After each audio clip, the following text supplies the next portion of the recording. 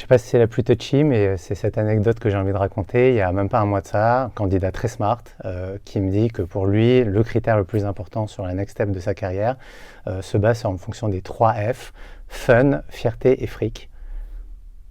C'était improbable.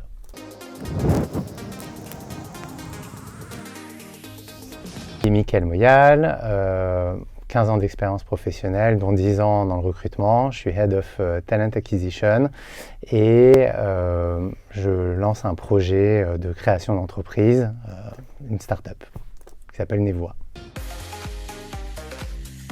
Premier, je dirais comme quoi c'est le recruteur qui décide de qui on recrute et qui on ne recrute pas.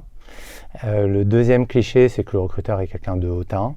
Et enfin, que le recruteur est une personne qui est une fonction support et qui donc comprend rien au business. La marque de respect fait que le vouvoiement est adopté au début, mais dans les 30 premières secondes, je propose en général le tutoiement. Ça a pu arriver, mais très sincèrement, en général, dans ces cas-là, c'est plus de la discrimination positive qui se fait, c'est-à-dire qu'un manager va me dire j'ai 4 personnes, je sais pas moi, de la jante masculine, ce serait bien d'avoir une personne de la jante féminine. Voilà. Ça a pu arriver, alors, quand j'avais mon propre cabinet de conseil, d'entendre des clients me parler de discrimination plus dure. Bon, c'est le monde dans lequel on est. Alors, je ne pose plus cette question, mais cela dit, il faut comprendre l'intérêt de la question. Pourquoi est-ce que la personne, à la base, avait pensé à cette question-là? Et c'est pour montrer, en fin de compte, la cohérence qui peut exister dans l'esprit de la personne lorsqu'elle va donner cette réponse. Exemple, une personne qui va dire je suis quelqu'un de très réactif. A priori, c'est quelqu'un aussi de très impatient. Donc, le but, c'est que la personne soit capable de mettre ça en avant. Donc, même si aujourd'hui, il y a peu de chances que vous ayez cette question, ce qui est important, c'est d'avoir à l'esprit de rester cohérent dans vos réponses et dans la construction de votre parcours, quand vous allez dans votre storytelling. Réponse courte, LinkedIn.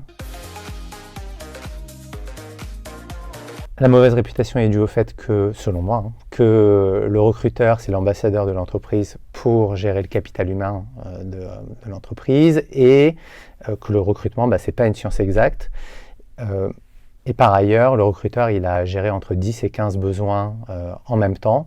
Il va avoir un nombre de candidatures extrêmement important et il n'aura pas le temps nécessaire matériellement pour pouvoir répondre correctement aux candidats.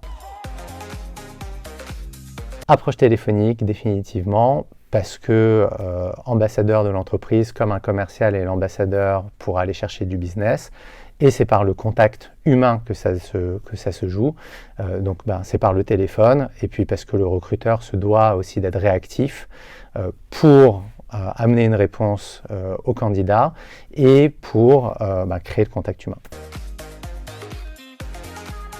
Je pense qu'on peut donner cette explication. Par définition, un candidat a plutôt une bonne estime de lui et que s'il postule, c'est qu'il a des arguments à faire valoir.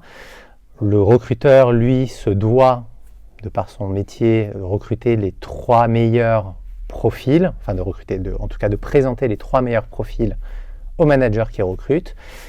Et si le candidat n'est pas sélectionné par rapport à un besoin spécifique à un instant T, donc ça fait pas mal de variables qui fait qu'un candidat peut être écarté, le candidat peut arriver à cette conclusion que le recruteur ne comprend pas le métier ou qu'il est suffisant et qu'il l'a pris un peu de haut et que c'est à cause du contact humain que ça s'est pas fait, ce qui est probablement faux.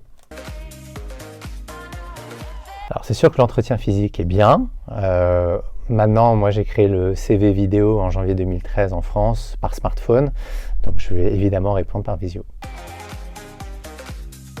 Se préparer, parce que l'entretien se joue avant l'entretien, et donc dans le storytelling, ça veut dire avoir une histoire percutante, synthétique, cohérente à raconter, pour que le recruteur puisse vous garder à l'esprit et faire la bonne restitution, parce qu'effectivement, il ne connaît pas forcément votre métier, mais il faut que vous arriviez à lui transmettre votre passion et ce pourquoi vous êtes intéressé par ce job.